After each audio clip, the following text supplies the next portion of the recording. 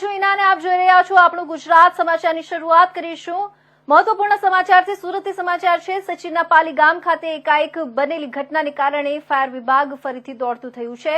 પાલી ગામ વિસ્તારમાં આવેલી 5 માળની ઇમારત એકાએક ધારાશાયી થઈ જતા આસપાસના વિસ્તારોમાં ફફડાટ ફેલાયો છે। ઇમારત ધારાશાયી થવાની ઘટના બનતા ફાયર વિભાગ ઘટના સ્થળ પર પહોંચીને રેસ્ક્યુની કામગીરી શરૂ કરી છે। ફાયરના ઉચ્ચ અધિકારીઓ તેમજ સચિન પોલીસ સહિતના અધિકારીઓ પણ ઘટના સ્થળે પહોંચી ગયા છે। કલેક્ટર, પોલીસ કમિશનર સહિતના ઉચ્ચ અધિકારીઓ પણ ત્યાં દોડી ગયા છે। સુરતમાં છેલ્લા થોડા દિવસોથી વરસી રહેલા વરસાદમાં ઝાડની સાથે જર્જરિત મકાન ધારાશાયી થઈ રહ્યા છે। ત્યારે સચિનના પાલીગામ વિસ્તારની વાત કરીએ તો ત્યાં આવેલા કૃષ્ણાનગરમાં એક 6 માળની બિલ્ડિંગ ધારાશાયી થઈ ગઈ હતી। આ બિલ્ડિંગ ધારાશાયી થતા અંદાજે 15 જેટલા લોકોને ઈજા પહોંચી હતી, જેથી તેમને સારવાર અર્થે ખસેડવામાં આવ્યા છે। બીજી તરફ બિલ્ડિંગના કાટમાળ નીચે વધુ સંખ્યામાં લોકો દટાયા હોવાની આશંકાએ રેસ્ક્યુ ઓપરેશન હાથ ધરવામાં આવ્યું છે। સમગ્ર ઘટનાને પગલે ફાયર બ્રિગેડ અને પોલીસ કાફલો ઘટના સ્થળે પહોંચી ગયો છે। બીજી તરફ દુર્ઘટનાની જાણ થતાં જ મોટી સંખ્યામાં લોકો પણ ઉમટી પડ્યા છે। ત્યારે આ બિલ્ડિંગ કયા કારણોસર ધારાશાયી થઈ છે તે અંગે તપાસનો વિષય છે।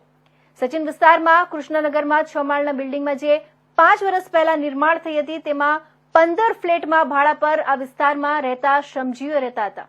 આ બિલ્ડિંગ સચિન જીઆઈડીસીની નજીક હોય, અહીંયા જીઆઈડીસીમાં કામ કરતા લોકો જ ભાડેથી રહેતા હતા અને જીઆઈડીસીમાં કામ કરતા હતા। જે બિલ્ડિંગ અચાનક તૂટીને ધ્વસ્ત થઈ ગઈ હતી। ભાડાની આવક ઊભી કરવા લોકો આડેધડ બિલ્ડિંગો બનાવીને શ્રમજીવીઓને ભાડેથી રૂમો આપી આવક ઊભી કરતા હોય છે, જેમાં કોઈપણ પ્રકારના નિયમોનું પાલન કર્યા વગર આવા મકાનો ઊભા કરી દેવામાં આવે છે। કોઈપણ પ્રકારના પ્લાન કે બીયુ પરમિશન વગર કે કોઈપણ પ્રકારની સેફટી સુવિધા વગર અહીંયા લોકો રહેતા હોય છે।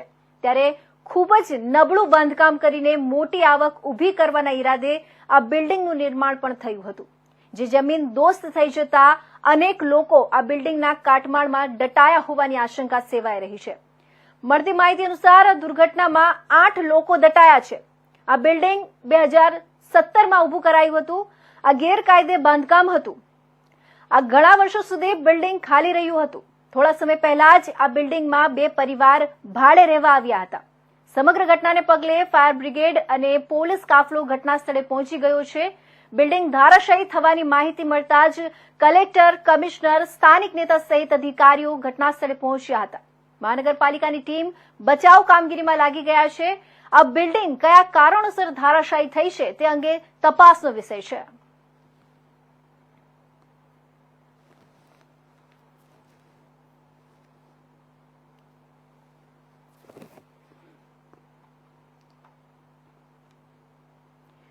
તો 102માં આંતરરાષ્ટ્રીય સહકારી દિનની ગાંધીનગર ખાતે ઉજવણી થઈ રહી છે।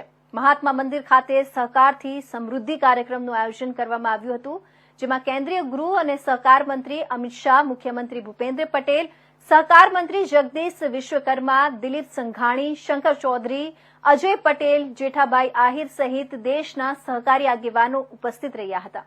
અમિત શાહે કહ્યું કે 102 આંતરરાષ્ટ્રીય સહકાર દિનની ઉજવણી વર્ષોથી કરવામાં આવી રહી છે। દેશ અને ગુજરાતના તમામ સહકારી ક્ષેત્રના આગેવાનો અને લોકોને શુભકામના છે। ઘણા વર્ષોથી સહકારિતા મંત્રાલયની માંગ હતી, પણ કોંગ્રેસના લોકોને એની અગત્યતા લાગી ન હતી। પ્રધાનમંત્રી નરેન્દ્ર મોદીએ સહકાર મંત્રાલયની આજના દિવસે સ્થાપના કરી હતી। નેનો યુરિયા અને નેનો ડીએપી માટે ગુજરાતના મુખ્યમંત્રીએ 50% રાહતનો નિર્ણય કર્યો છે। ગુજરાત સરકારે નેનો ખાતરની કિંમતમાં ઘટાડો કર્યો છે। એનો ઉપયોગ કરવા તમામ ખેડૂતોને અપીલ છે।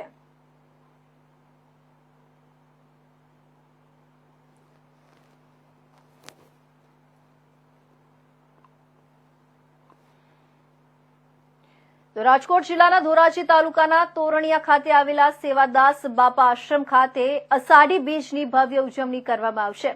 ધોરાજી તાલુકાના તોરણિયામાં આવેલા નકલંક ધામ સેવાદાસ બાપા આશ્રમ ખાતે અષાઢી બીજની ભવ્ય ઉજવણીની પરમ પૂજ્ય સંત શ્રી રાજેન્દ્ર દાસ બાપુની અધ્યક્ષતામાં તૈયારીઓ પૂરજોશમાં તોરણિયામાં આવેલા નકલંક ધામ સેવાદાસ બાપા આશ્રમ ખાતે અષાઢી બીજની ભવ્ય ઉજવણીના દિવસે અંદાજે 3 લાખ જેટલા ભાવિકો તોરણિયા ખાતે ઉમટી પડશે। તમામ ભાવિકો માટે ભોજન પ્રસાદની વ્યવસ્થા કરવામાં આવી છે। સવારે મહાપૂજા અને હવન સહિતના ધાર્મિક કાર્યક્રમો યોજાશે.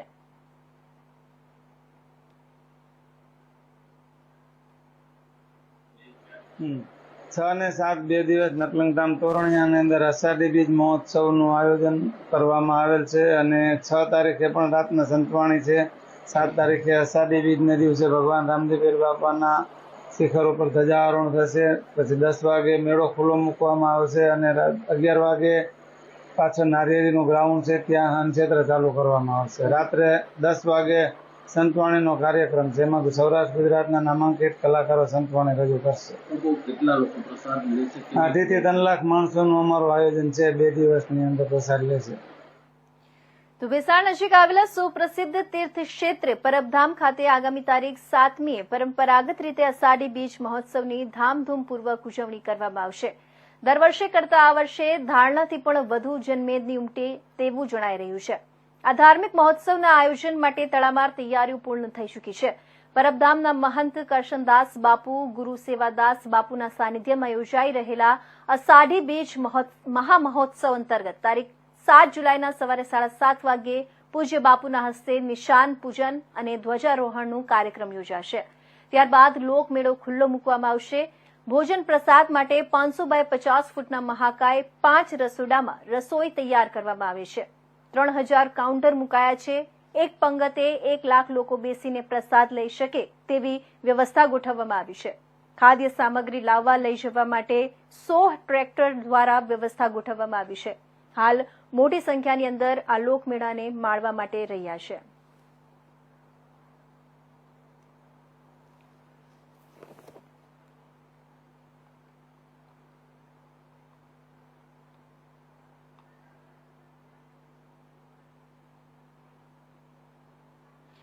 પાલનપુરમાં રામ સેવા સમિતિ તથા સમસ્ત હિન્દુ સંગઠનો દ્વારા ભગવાન શ્રી જગન્નાથજીની રથયાત્રા રવિવારે રામજી મંદિરના મહંત રાઘવદાસજી બાપુની આગેવાનીમાં નીકળવાની છે, જેથી છેલ્લા 3 દિવસથી પાલનપુરના પારપડા રોડ પર આવેલા જ્યોતિન્દ્ર સોસાયટીમાં રહેતા સુખડિયા પરિવારના નિવાસ સ્થાને શનિવારે ભગવાન જગન્નાથ, ભાઈ બલરામ અને બહેન સુભદ્રાનો સામૈયું કરી મામેરું ભરવામાં આવ્યું હતું, જેમાં મહંત 1008 વાસુદેવાચાર્ય જગતગુરુ કુંભાજીથી પધાર્યા હતા, જેમનું ભવ્ય સામૈયું કરવામાં આવ્યું હતું.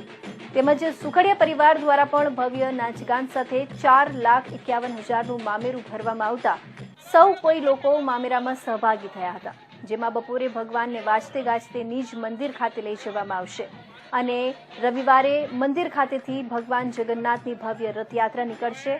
આ પ્રસંગે આગેવાનો સહિત પાલનપુરના લોકો મોટી સંખ્યામાં ઉપસ્થિત રહ્યા હતા.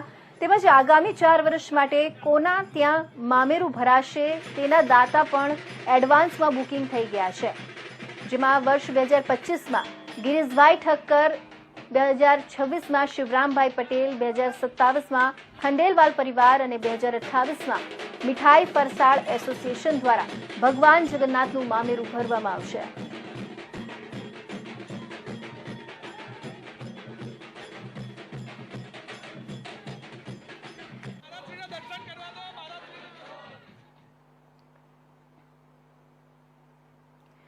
સર્વ શિક્ષા અભિયાન ભણશે ગુજરાત આગળ વધશે ગુજરાત જેવા અભિયાન અંતર્ગત કરોડો રૂપિયાનો ખર્ચ કરી તમામ બાળકોને શિક્ષણ મળે તે માટે પ્રયાસ કરવામાં આવે છે. જોકે તેમ છતાં આજે પણ વલસાડ જિલ્લાના કેટલાક વિસ્તારોમાં શિક્ષણ ક્ષેત્રે પ્રાથમિક સુવિધાનો અભાવ જોવા મળી રહ્યો છે. વલસાડ તાલુકાની સુરવાડા પ્રાથમિક શાળામાં ઓરડાઓ જર્જરિત થવાના કારણે 1 થી 5 ધોરણના બાળકો ગામમાં જ આવેલા ઘરમાં ઓટલા પર બેસીને ભણવાની નોબત આવી છે. શિક્ષણ વિભાગ દ્વારા પ્રાથમિક શાળાને જર્જરિત જાહેર કરતા બાળકોએ ઓટલા પર બેસીને શિક્ષણ લેવાની ફરજ પડી રહી છે. બાળકોનું શિક્ષણ ન બગડે એ હેતુસર શિક્ષકોએ પણ કપરી પરિસ્થિતિમાંથી પસાર થવાની નોબત આવી છે. શિક્ષણ વિભાગના અન્ય એજન્સી સાથેના સંકલનના અભાવના કારણે સમગ્ર સ્થિતિનું નિર્માણ થયું છે. શિક્ષણ વિભાગ દ્વારા શાળાના જર્જરિત તો જાહેર કરી દેવામાં આવ્યા જ છે, ત્યારબાદ ટેન્ડરિંગ કરવામાં આવ્યું, પછી રીટેન્ડરિંગ કરવામાં આવ્યું અને સમગ્ર પ્રક્રિયાનો સમયગાળો જ ઘણો લાંબો થઈ જતા હાલ ચોમાસું આવી ગયું, જેને કારણે હવે શાળાની રિનોવેશનની કામગીરી પણ પર અંકુશ લાગી ગયો છે. ના છૂટકે ગ્રામજનો મળીને એક ઘરની વ્યવસ્થા કરી જે બાળકોને ઓટલા પર બેસાડીને શિક્ષણ આપવામાં આવી રહ્યું છે. ચોમાસામાં બાળકો ઓટલા પર અભ્યાસ કરવા મજબૂર બન્યા છે. ગુજરાત મોડેલ અને શિક્ષણનો એક ઉત્તમ નમૂનો દ્રશ્યો પરથી દેખાઈ રહ્યું છે. આ શાળાનું નિર્માણ વર્ષ 1955માં કરવામાં આવ્યું હતું. ત્યારબાદ આ શાળામાં ઘણા વિદ્યાર્થીઓ ભણતા હતા. છેલ્લા ઘણા સમયથી બાળકોની સંખ્યાઓમાં નોંધપાત્ર ઘટાડો નોંધાયો હતો. હાલ અત્યારે સ્કૂલમાં 25 થી 30 જેટલા બાળકો ભણી રહ્યા છે. જેનું શિક્ષણ ન બગડે તે હેતુસર સ્થાનિક ગ્રામજનોએ ભેગા મળીને ઘરમાં આ બાળકોને શિક્ષણ કાર્ય ચાલુ રહે તેવી વ્યવસ્થા ઊભી કરી છે. હાલ તાત્કાલિક ધોરણે શાળાનું કાર્ય ચાલુ થાય અને શાળા બની જાય તેવી ગ્રામજનો માંગ કરી રહ્યા છે. આજે પ્રાથમિક શિક્ષણ એ સૌથી મોટી જરૂરિયાત કહેવાય. પાયાનું શિક્ષણ ત્યાંથી મળે છે. આજે વલસાડની અમે તો સર્વે કર્યું છે અને તાલુકાની અંદર, જિલ્લાની અંદર બધી જ જગ્યાએ ગયા છે. અમે જોયું છે કે ઘણી બધી શાળાઓ એવી છે કે આ લોકો એકવાર જર્જરિત જાહેર કરે પછીથી ટેન્ડરિંગ, રીટેન્ડરિંગ, કાગળિયાની પ્રોસેસ એવી હોય છે. શિક્ષકો, ગ્રામજનો જે કોઈ પણ હોય હેરાન થઈને પછી પરિસ્થિતિ એવી બને છે ક્યાં તો એ સ્કૂલ બંધ થઈ જાય છે, ક્યાં તો એ સ્કૂલને બીજે મર્જ કરી દેવામાં આવે છે. અમારી શાળા એ અમારું ઘરેણું છે, અમારું મંદિર છે. આજે અમારા ગ્રામજનોએ એ વ્યવસ્થા તો કરી જ આપી છે, પણ અમે એવી ખાતરી આપીએ છીએ કે અમારી નવી શાળા અમને મળે જ અને સરકારશ્રી અને શિક્ષણ તંત્રના ઉપર ધ્યાન આપે. કારણ કે આજે બાળકો છે આ ભર ચોમાસાની અંદર તમે જુઓ તો એ લોકો અત્યારે આવી પરિસ્થિતિની અંદર એ લોકો અહીંયા ભણી રહ્યા છે. તો આ તો ગ્રામજનોના લીધે આટલું બન્યું છે. પણ શું શિક્ષણ તંત્ર એટલું જાગૃત થયું છે કે આ લોકોને ફોન કરીને પૂછવામાં આવે છે કે તમને એવી વ્યવસ્થા મળે છે? શું જે શાળામાં ભણે છે તે જ રીતે છોકરું અહીંયા ઓટલા ઉપર બેસીને એ મૂલ્યવાન શિક્ષણ મેળવી શકશે? આજે અમારી માંગ છે કે વહેલામાં વહેલી તકે, કે ઘણી જગ્યાઓ પર 3 વર્ષ, 5 વર્ષ, 7 વર્ષ સુધી સ્કૂલો બનતી નથી. શિક્ષકો અને બાળકો કંટાળે છે, વાલીઓ હેરાન થાય છે. એને થાય છે કે મારું છોકરું મૂલ્યવાન શિક્ષણ કેવી રીતે પ્રાપ્ત? ને અમારા છોકરાઓને અત્યારે જે અમે ભણાવ્યા છે શાળા જર્જરિત થઈ ગયેલી, એટલે અમે એક નોટિસ આપી હતી. તો હવે કાલે અધિકારીઓ આવીને કહી ગયા કે તમારે આ શાળામાં છોકરાઓને બેસાડવાનું નથી, બંધ કરવાનું. એટલે કાલે ટીચર્સે અમારી એસએમસી અને ગામ લોકોની એક મિટિંગ બોલાવી હતી. એટલે હવે અમારે છોકરાઓને બેસાડવાની તકલીફ, આ તો ગામજનો થઈને આ ધર્મેશભાઈની મહેરબાની છે કે અમને એમનું ઘર આપ્યું છોકરાઓને બેસાડવા માટે ઓટલો. એટલે અમને અમારી એટલી માંગ છે કે અમારી સ્કૂલ જલ્દીથી જલ્દી બની જાય ને અમારા છોકરાઓને સારું ભણતર મળે. બીજું કે જો અમારા છોકરાઓને કોઈ જગ્યા નહીં મળે તો અમારા છોકરાઓને અમારા ગામથી 4 કિલોમીટર દૂર ભણવા માટે મોકલાવવું પડે. એ અમને નથી મંજૂર. એટલે અમારી એટલી જ માંગ છે કે શાળા જલ્દીથી અમને બાંધકામ માટે જલ્દી શરૂ થાય ને અમારી સ્કૂલ જલ્દીથી ચાલુ થાય. આ શાળા એટલી જૂની છે, તેમાં મારા પપ્પા મોટા બધા જ એ સ્કૂલમાં ભણેલા છે, બરાબર. હવે એ સ્કૂલમાં અમે વિઝિટ મારી તો એના નળિયા બધા તૂટી જાય એવા છે ને 2-3 નળિયા તો પડી બી ગયેલા છે. પ્લસ વરસાદના ચોમાસામાં પાણીઓ ગળે છે, પ્લસ છોકરાઓને એટલી તકલીફ પડે છે. એ માટે એ છોકરાઓને જંજીરીત માટે ત્યાંથી એક લેટર આવ્યો છે કે આ સ્કૂલ તોડવામાં આવે છે. એટલે આ છોકરાઓને અહીંયા આપણા ધર્મેશભાઈના ઘરે એને ટ્રાન્સફર કરવામાં આવ્યા છે છોકરા લોકોને ભણવા માટે. પહેલાં વિદ્યાર્થીઓ કમસે કમ 25 થી 30 જણા હતા. હવે જોઈએ તો 12 કે 13 જણા છે સ્ટુડન્ટ. પણ મારી એક જ વિનંતી છે કે છોકરું ક્યારે ભણે, જ્યારે તમે ફેસિલિટી આપે, સ્કૂલનું બરાબર એકદમ પરફેક્ટ હોય તો છોકરું ના ભણી શકે. આ સ્કૂલને જોઈને તો કોઈ બી આ 12 સ્ટુડન્ટ છે તે પણ નહીં રહેશે. કેમ કે સ્કૂલની પરિસ્થિતિ એટલી ખરાબ છે કે તેમાં કોઈ છોકરું ભણવા માટે એકદમ રેડી રહે એવું નથી. અત્યારે 2 ઓરડા છે. એ 1955માં બનેલી છે અમારી મોટા શાળા. એ છે ને નવા બાંધકામ માટે આપેલી છે. અત્યારે જંજીરેટ ઓરડા માટે એ ટીઆરપી આવી ગયા અને તે લોકો કીધું કે એસએમસીની મિટિંગ બોલાવીને તમે બીજી વૈકલ્પિક વ્યવસ્થા બાળકોને માટે કરો. તો અમે એસએમસીના સભ્યએ એક ઘર આપ્યું અને એ ભણાવવાની સગવડ આપી અને અંદર અમે બાળકોને ભણાવીએ છીએ. આજથી શરૂ કર્યું છે. કેટલા વિદ્યાર્થીઓ છે? અમારે ત્યાં કુલ 12 વિદ્યાર્થીઓ છે. હાલ તો છાપરા નીચે બનાવવા માટે મજબૂર બન્યા છો. આ શાળા બની જાય પછી અમે શાળામાં ભણાવીશું. અમારી શાળા વહેલી તકે બને એવું કંઈ પ્રયત્ન કરજો. વાલીઓને ઈચ્છા છે કે નવી મકાન બને તો બાળકો દાખલ થાય.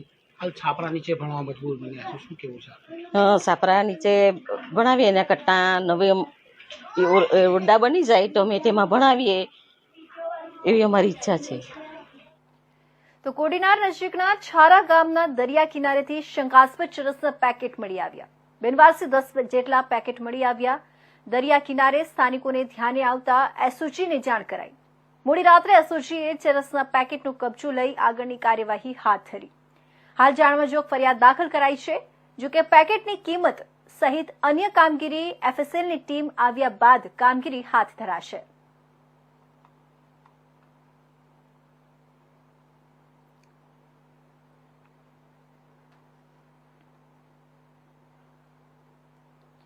અમરેલીના ધારી ગીર પૂર્વના સરસિયા રેન્જના કૃષિ શાળા પાછળના ભાગે આવેલા ખેતરના ખુલ્લા કૂવામાં 2 સિંહણ પડી ગઈ હોય ત્યારે ખેડૂતે ધારી વન વિભાગને જાણ કરતા વન વિભાગના અધિકારીઓ ઘટના સ્થળે પહોંચી રેસ્ક્યુ હાથ ધરવામાં આવ્યું, જેમાં એક સિંહણ ઉંમર અંદાજે 2 થી 3 વર્ષનું મૃત્યુ પામ્યું હતું. વન વિભાગે એક સિંહણને ભારે જહેમત બાદ રેસ્ક્યુ હાથ ધરી બચાવી લઈ તેને Ambardi safari park animal care સેન્ટરમાં ખસેડવામાં આવી હતી. ત્યારે ધારી વન વિભાગના ડીસીએફ રાજદીપસિંહ ઝાલા અને સરસિયા રેન્જના આરએફઓ જ્યોતિબેન વાજા સહિત વન વિભાગના અધિકારીઓ તાત્કાલિક ઘટના સ્થળે પહોંચી ખુલ્લા કૂવામાં પડેલા સિંહણનું રેસ્ક્યુ હાથ ધરવામાં આવ્યું.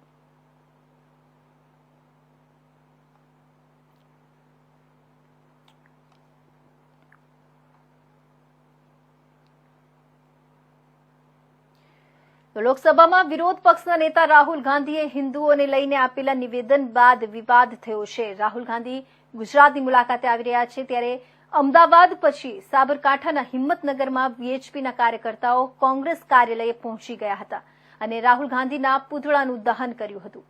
કોંગ્રેસના કાર્યકર્તાઓએ 70 થી વધુ વીએચપી કાર્યકર્તાઓનો એકલા હાથે સામનો કર્યો હતો અને રાહુલ ગાંધીના સળગતા પૂતળાને ઓલવી નાખ્યું હતું.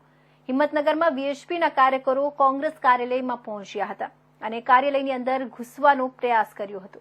જોકે કોંગ્રેસના કાર્યકર કુમાર ભાટે કોઈને કાર્યાલયની અંદર ઘૂસવા દીધા ન હતા. 70 થી વધુ વીએચપીના કાર્યકરો કોંગ્રેસ કાર્યાલય પર હુમલો કરવાના ઈરાદે આવ્યા હતા. જોકે કોંગ્રેસના કાર્યકરે કાર્યાલયની અંદર જવાનો ગેટ બંધ કરી દીધો હતો અને રસ્તો રોકીને ઉભો રહ્યો હતો. આ દરમિયાન વીએચપીના કાર્યકરોએ કોંગ્રેસ કાર્યાલયની બહાર જ રાહુલ ગાંધીના પૂતળા દહનનો કાર્યક્રમ શરૂ કર્યો હતો.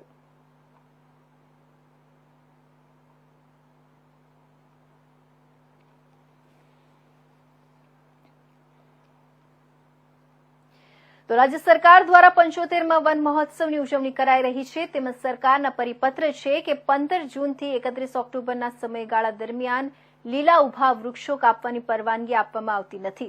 તેમ છતાં આણંદના મોગરીથી અંધારિયા ચોકડી તરફના ડામર રોડની બંને બાજુએ આવેલા લીલા વૃક્ષો કાપવા માટે સામાજિક વનીકરણ વિભાગ આણંદ દ્વારા ટેન્ડર પ્રક્રિયા હાથ ધરાઈ છે. જેના વિરોધમાં નવ ગુજરાત સ્ત્રી અધિકાર સંઘ દ્વારા જિલ્લા કલેક્ટરને લેખિત આવેદન આપી કામગીરી અટકાવવાની માંગ કરી છે. દર વર્ષે ચોમાસામાં વન વિભાગ દ્વારા વન મહોત્સવની ઉજવણી કરીને લાખો રોપા રોપવામાં આવે છે. આ વખતે 75માં વન મહોત્સવની ઉજવણી ચાલી રહી છે. તેમજ 15મી જૂનથી 31મી ઓક્ટોબર સુધી લીલા વૃક્ષો કાપવા માટે કોઈ જ પરવાનગી આપવામાં આવતી નથી. તેમજ સામાજિક વનીકરણ વિભાગના આણંદના અધિકારીઓ સરકારી પરિપત્રની અવગણના કરીને મોગરીથી અંધારિયા ચોકડી સુધીના રોડની બંને બાજુના વૃક્ષો કાપવા માટે ટેન્ડર પ્રક્રિયા હાથ ધરીને ભાવ મંગાવ્યા છે, જે સરકારના પરિપત્ર વિરુદ્ધ છે. ત્યારે આ રોડ પર વૃક્ષો કાપતા અટકાવવા માટે નવ ગુજરાત સ્ત્રી અધિકાર સંઘ દ્વારા જિલ્લા કલેક્ટરને આવેદનપત્ર આપીને લેખિતમાં રજૂઆત કરી છે. તેમ છતાં વૃક્ષો કાપવાની કાર્યવાહી હાથ ધરાશે તો પર્યાવરણ પ્રેમીઓ દ્વારા આંદોલન કરવાની ચીમકી ઉચ્ચારી છે. દેશ જ્યારે 75મો વન મહોત્સવ ઉજવવા જઈ રહ્યા છે અને દેશને આઝાદીને 75 વર્ષ થયા છે, તો એનું વન મહોત્સવ ઉજવવા જઈ રહ્યા છે ત્યારે આણંદ જિલ્લાના મોગરી ગામથી અંધારિયા સુધીનો જે રોડ છે ત્યાં આગળ 140 થી 150 જેટલા વૃક્ષો છે જે રોડ પૂરો કરવાનો છે. તો એમાં રોડ બનાવવા માટે ક્યાંય નડતરરૂપ નથી એવા વૃક્ષો કાપવા માટેનું ટેન્ડરિંગ ગયા ગુરુવારે થઈ ગયું છે. તો એ રોકાય અને રોડ બને એમાં ઝાડ એક પણ નડે એવું નથી. અમે ગઈકાલે 2 દિવસથી રૂબરૂ જઈ અને આખું નિરીક્ષણ કર્યું અને રોડ ક્યાં સુધી બનશે એ પણ અમે ચેક કર્યા પછી આજે આ આવેદન કલેક્ટર સાહેબને આપ્યું છે. શું માંગણી કરી છે આપણે? આ વૃક્ષ છેદન છે એ ના થવું જોઈએ. બીજું, સરકારનો એક નિયમ છે કે 15 જૂનથી 31 ઓક્ટોબર સુધી લીલા વૃક્ષ કાપવાની કોઈ નિયમ નથી, એ પ્રતિબંધ છે. તો આણંદ જિલ્લાના સામાજિક વનીકરણ વિભાગને આ નિયમ લાગુ નથી પડતો, તો એમના દ્વારા જ આ જે ટેન્ડરિંગ થયું છે એ એમના દ્વારા જ થયું છે. તો હું આણંદ જિલ્લાના માનનીય કલેક્ટર સાહેબ થકી અને સામાજિક વનીકરણ વિભાગને રિક્વેસ્ટ કરું છું કે જો આ વૃક્ષ છેદન નહીં રોકાય તો અમે ચીપકું આંદોલન જરૂરથી કરીશું. તો આગળ વાત કરીએ, સુરત જિલ્લામાં સવારથી વરસાદી વાતાવરણ જામ્યું હતું. જિલ્લામાં સાર્વત્રિક વરસાદ જોવા મળ્યો હતો. જિલ્લામાં સરેરાશ 2 ઇંચ જેટલો વરસાદ વરસ્યો હતો. સૌથી વધુ વરસાદ ઉમરપાડામાં 5 ઇંચ વરસાદ નોંધાયો હતો. તો સારા વરસાદથી ખેડૂતોમાં ખુશી જોવા મળી હતી. ત્યારે વાત કરવામાં આવે તો સુરત જિલ્લાનું ચેરાપુંજી ગણાતું ઉમરપાડા કે જ્યાં ચોમાસામાં સારો એવો વરસાદ વરસતો હોય છે, ત્યારે સુરત જિલ્લા એકમાત્ર ધોધ છે દેવઘાટ કે જ્યાં સતત પડેલા વરસાદને લઈ ઉમરપાડામાં આવેલા દેવઘાટ ધોધમાં નવા નીર આવ્યા. નયનરમ્ય દ્રશ્યો સર્જાયા. ત્યારે ચોમાસામાં સોળે કળાએ ખીલી ઉઠેલો આ વિસ્તારમાં અનેક પર્યટકો ફરવા માટે આવતા હોય છે અને પ્રકૃતિનો આનંદ માણતા હોય છે. ત્યારે રાજ્ય સરકાર દ્વારા દેવઘાટને પર્યટક સ્થળ તરીકે વિકસાવ્યું છે.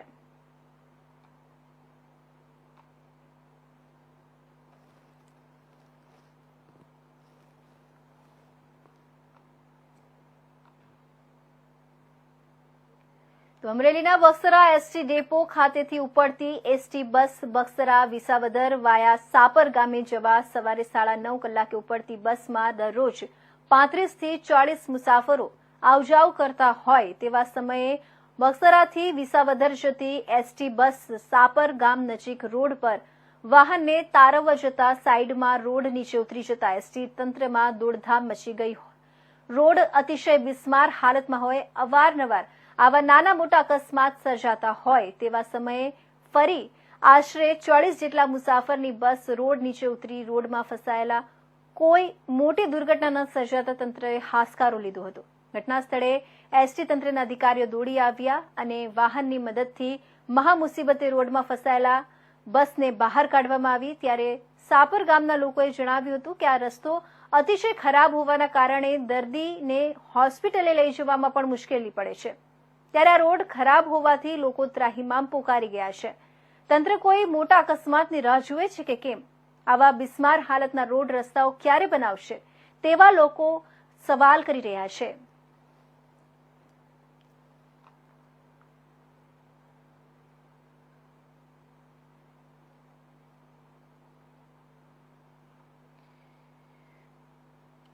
તો વલસાડ જિલ્લામાં છેલ્લા કેટલાક દિવસથી વરસાદી માહોલ જામ્યો છે. ત્યારે ગુજરાત રાજ્યના ચેરાપુંજી ગણાતા કપરાડા તાલુકામાં ધોધમાર વરસાદ વરસ્યો હતો. આ વરસાદી માહોલમાં કપરાડાના ખડકવાડ ગામના સાવરમાળ ફળિયામાં પાણીનો કૂવો ધસી પડ્યો હતો. સાવરમાળ ફળિયામાં આવેલો ગામનો કૂવો ધસી પડતા પીવાના પાણી માટે લોકોને મુશ્કેલી વેઠવી પડશે. આ કૂવાના પાણી પર 400 થી વધુ લોકો નિર્ભર હતા. ગામની શાળાના બાળકો માટે પણ આ કૂવાનું પાણી ઉપયોગમાં લેતા હતા. આમ લોકો માટે પીવાના પાણીનો એકમાત્ર સ્ત્રોત કૂવો હતો. પરંતુ હવે એ પણ તૂટી પડતા લોકો મુશ્કેલીમાં મુકાયા છે. આ બાબતે ગામ લોકોએ તંત્રને રજૂઆત કરી છે અને તંત્ર દ્વારા કોઈ વૈકલ્પિક વ્યવસ્થા કરવામાં આવે તેવી લોકો અપેક્ષા રાખી રહ્યા છે. જોકે અત્યારે તો ચોમાસું છે, આથી લોકો વરસાદી પાણી પહાડીમાંથી નીકળતા વેરીમાંથી પીવાના પાણી ઉપયોગ લઈ રહ્યા છે. સાવરમાળ ફળિયાના લોકોએ પીવાના પાણી માટે મોટી મુશ્કેલી વેઠી રહ્યા છે તેમ લાગી રહ્યું છે, કારણ કે સરકારી તંત્ર આ ફળિયાના લોકો માટે પીવાના પાણી માટે કોઈ વૈકલ્પિક વ્યવસ્થા સુવિધા કરી આપે. ફળિયાના લોકો તે રાહ જોઈને બેઠા છે.